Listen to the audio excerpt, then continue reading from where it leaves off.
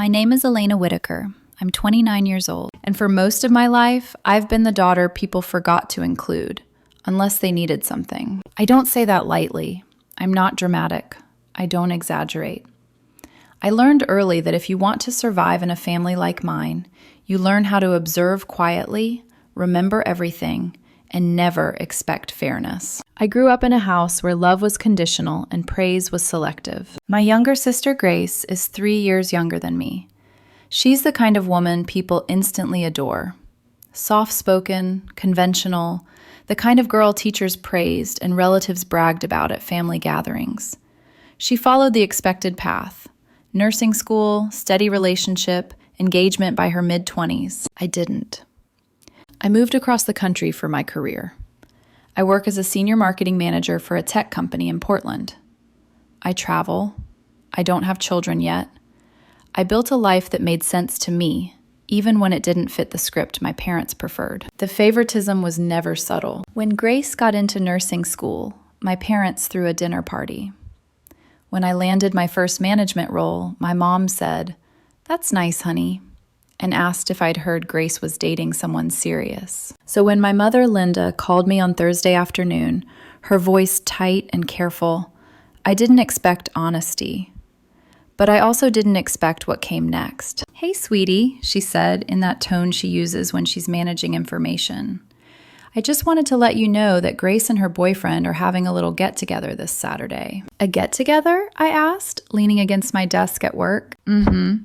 Nothing fancy, just close friends, dinner, drinks, very low-key. I remember frowning, not because I felt excluded, but because she was telling me about something I clearly wasn't invited to.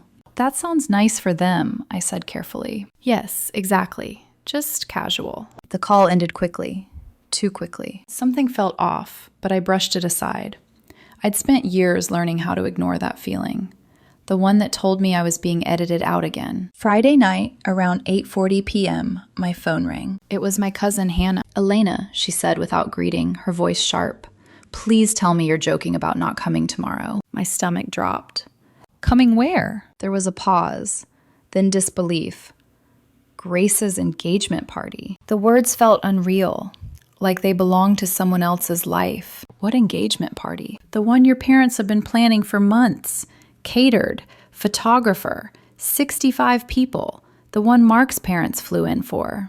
I sat down hard on my couch. "Hannah, my mom told me it was just a casual get-together." There was a long silence on the line. Then she said, "Elena, I have the invitation in my hand. It says, 'Join us for an elegant evening celebrating Grace and Mark's engagement.' This is not casual." When she texted me photos of the invitation, gold foil lettering, RSVP cards, formal attire, my hands started shaking. I called my mother immediately. "Mom," I said the moment she answered, "why wasn't I invited to Grace's engagement party?" The pause on the other end of the line was so long, I thought the call had dropped.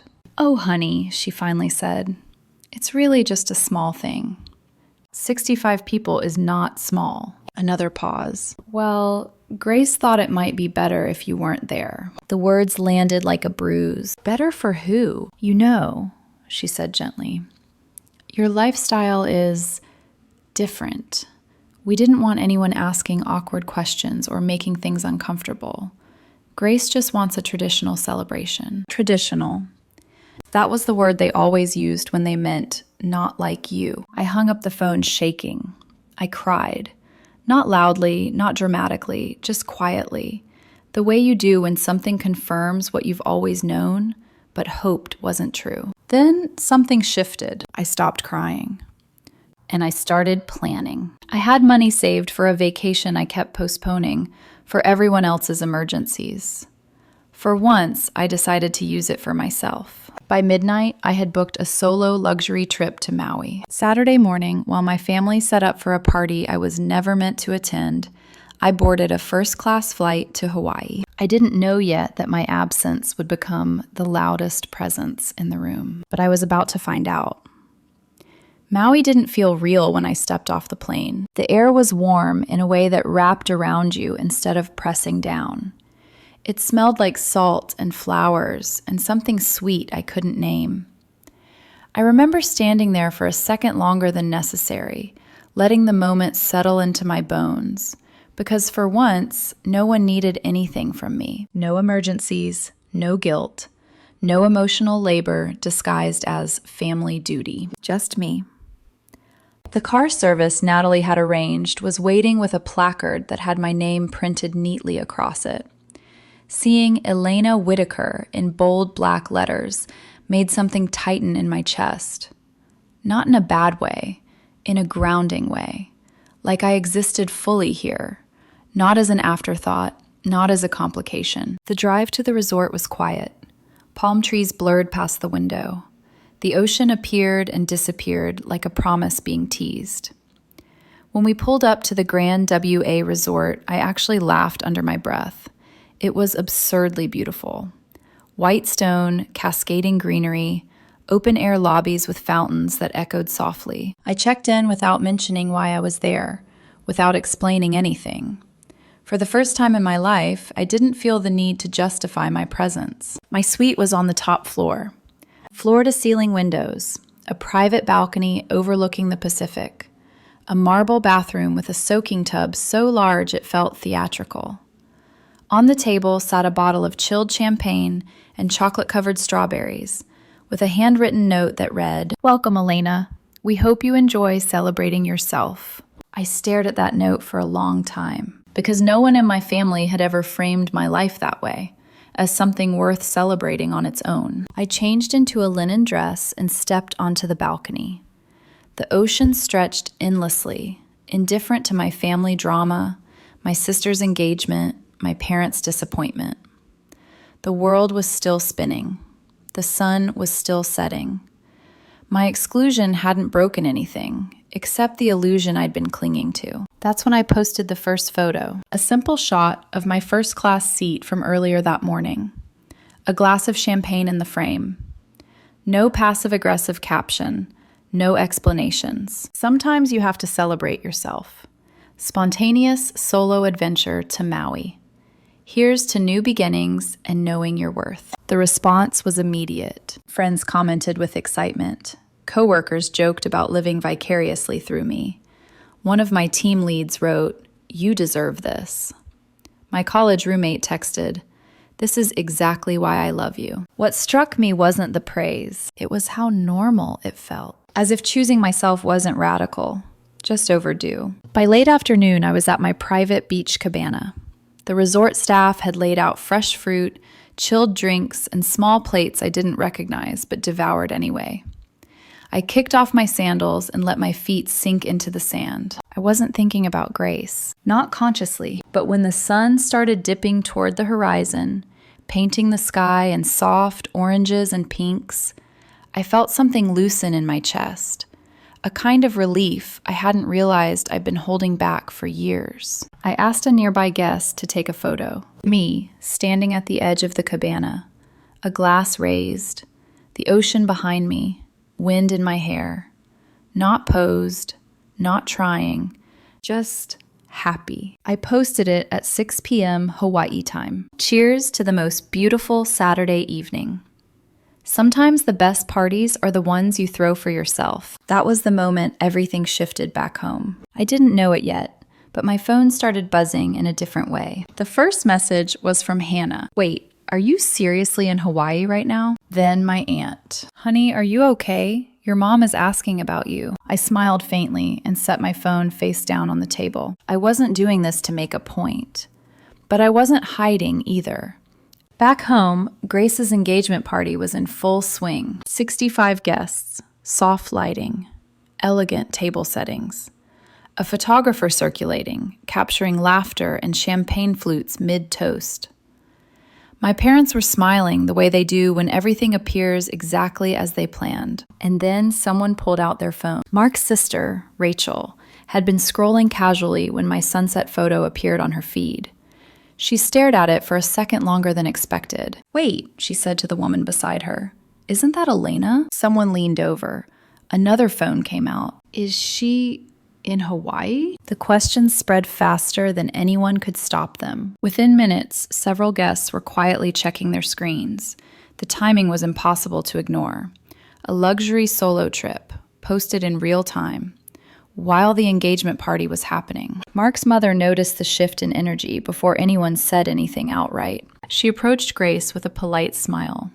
"Sweetheart, where is Elena tonight? She's not here, but she's posting these stunning photos from Maui." Grace froze.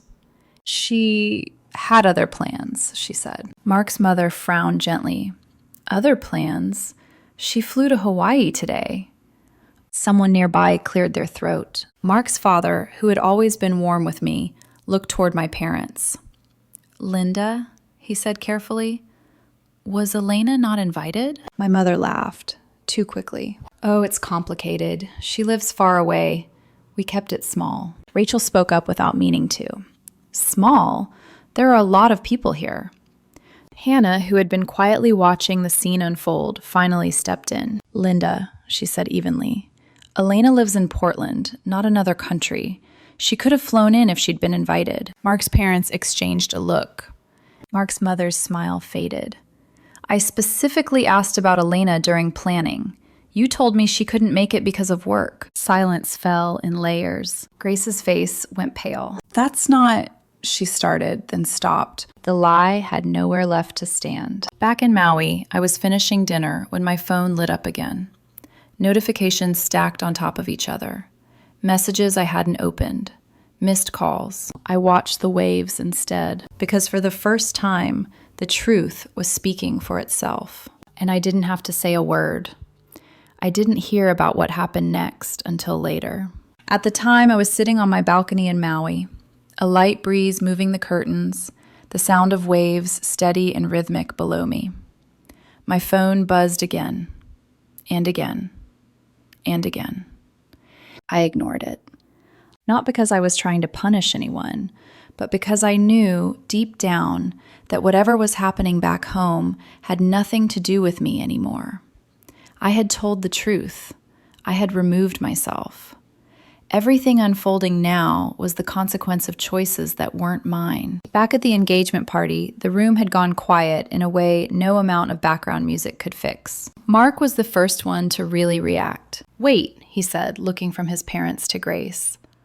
"Elena wasn't invited?" Grace opened her mouth, then closed it.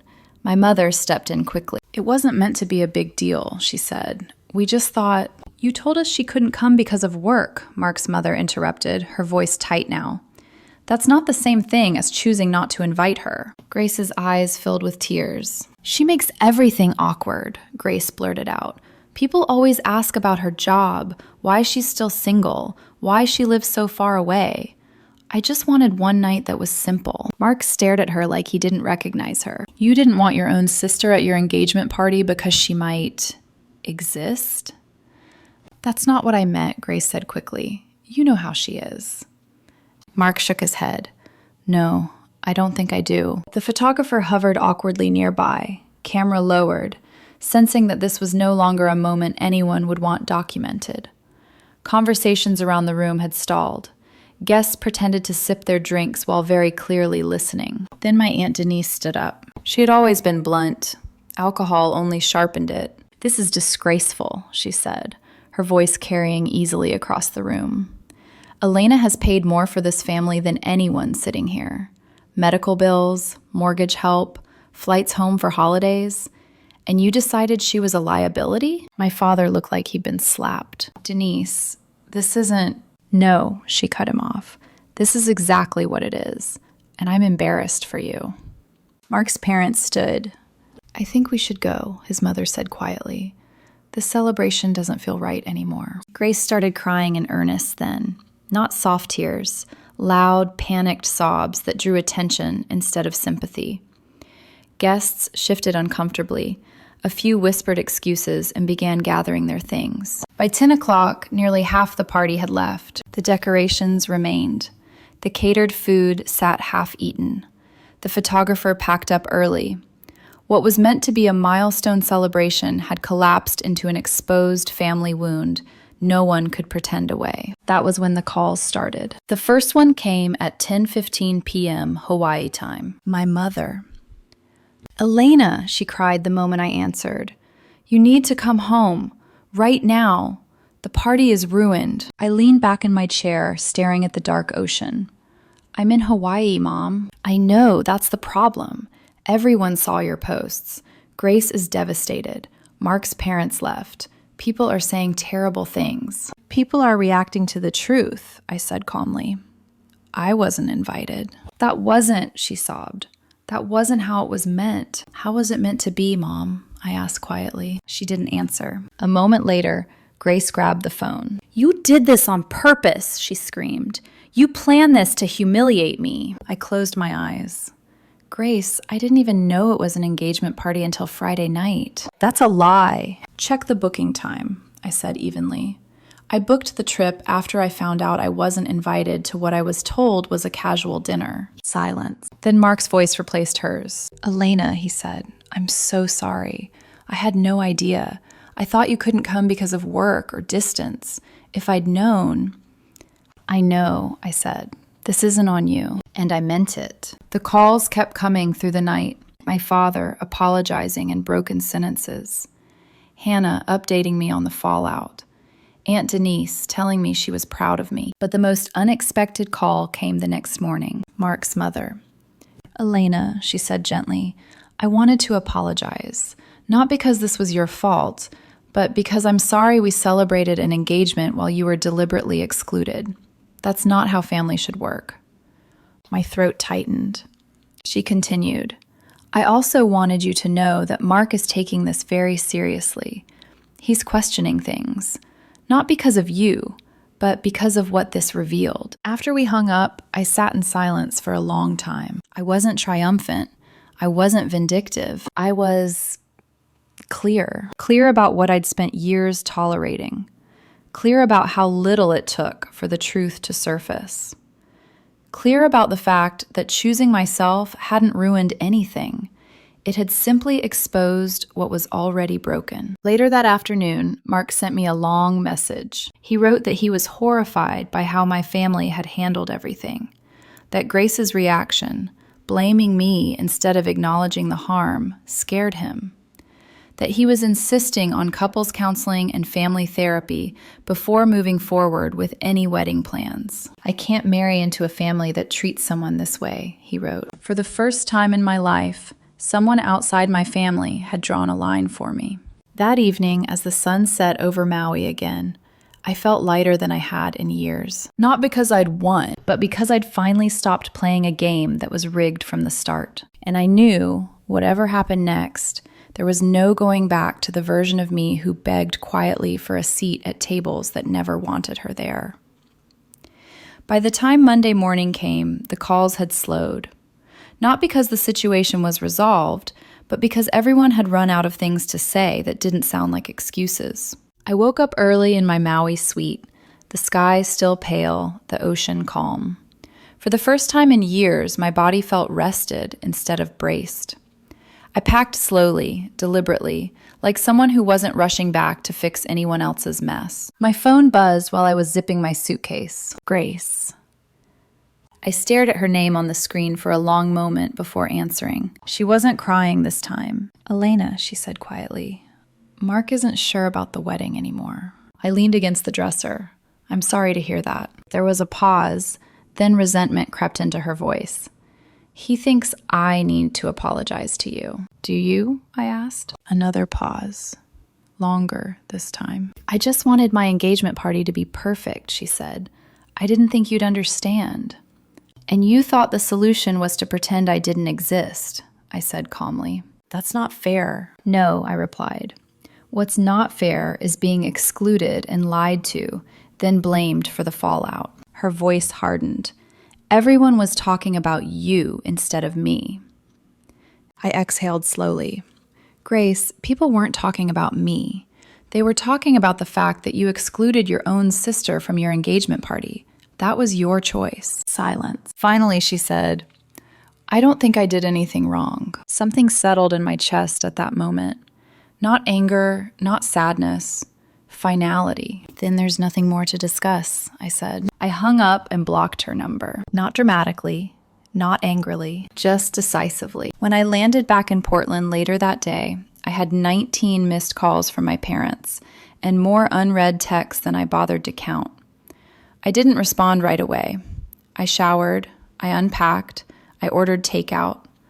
I let my apartment feel like mine again. Tuesday evening, I called them. "Robert, Linda," I said when they answered together. "We need to talk." They sounded relieved, like this was the moment I'd finally step back into my assigned role. "What happened this weekend," I continued, "wasn't about a party."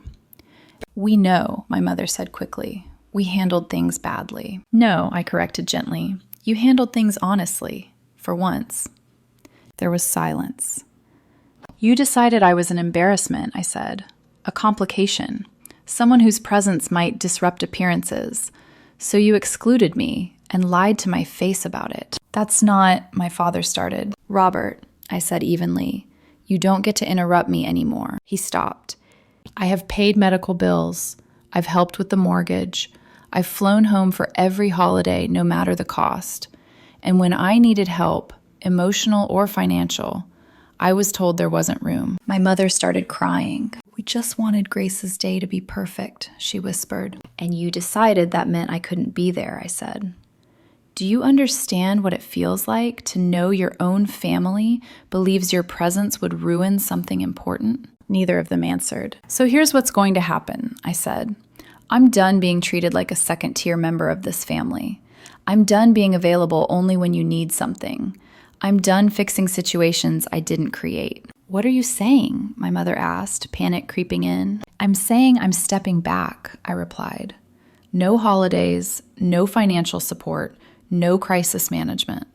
Not until you can acknowledge what you did, without excuses, and make real changes." "You can't just abandon us," my father said. "I'm not abandoning you," I said calmly. "I'm choosing myself." The aftermath was messy. Mark postponed the wedding indefinitely.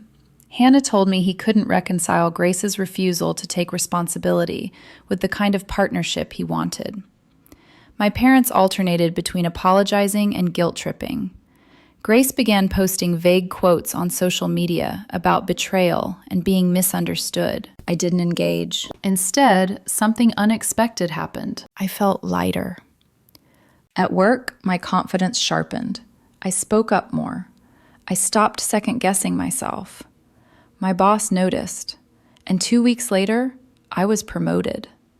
He told me my self-advocacy had been impressive lately. My friends told me I seemed different, more grounded, less apologetic. 3 months later, Grace and Mark broke up. Mark told Hannah it had nothing to do with me, and everything to do with what the engagement party revealed. Grace blamed me anyway.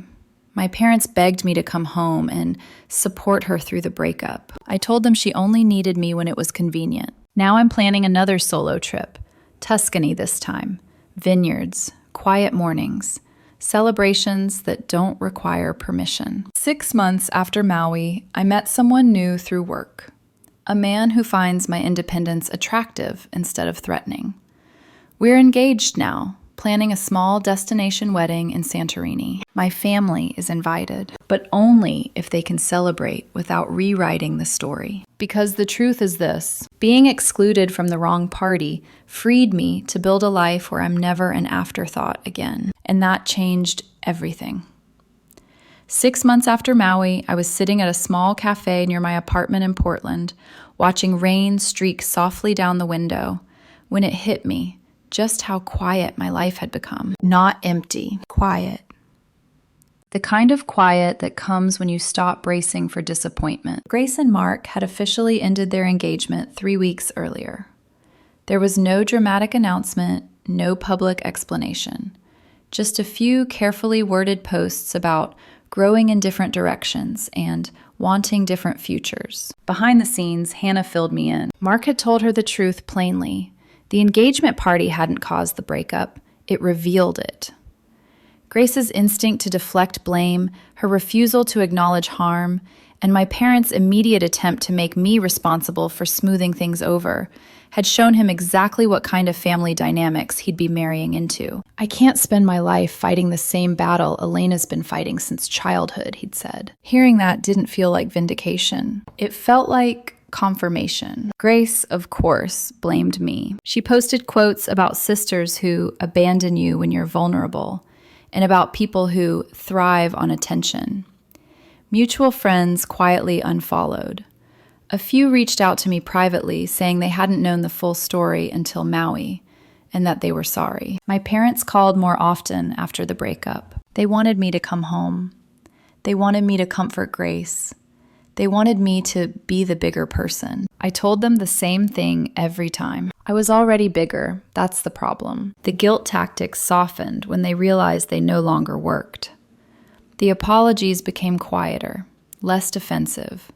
Still imperfect, but real enough that I could finally see the effort. I didn't rush to forgive. I didn't rush to reconnect. For once, I let trust rebuild at the pace it deserved. In the meantime, my life kept expanding. Work was thriving. The promotion I'd earned came with more responsibility and more respect. I stopped shrinking in meetings. I stopped cushioning my opinions.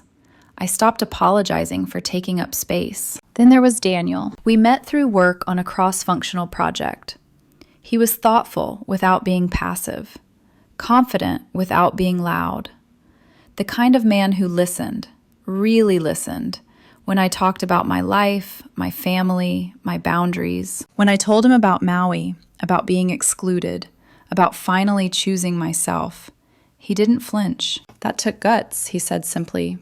You didn't punish anyone. You protected yourself. No one had ever framed it that way before. We moved slowly, intentionally. No pressure to perform or prove anything.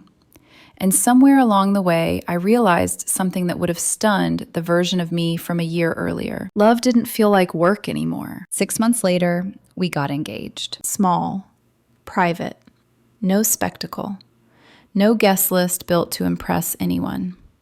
Just us, standing on a quiet overlook, the city spread out below us, choosing each other without conditions. We're planning a destination wedding in Santorini.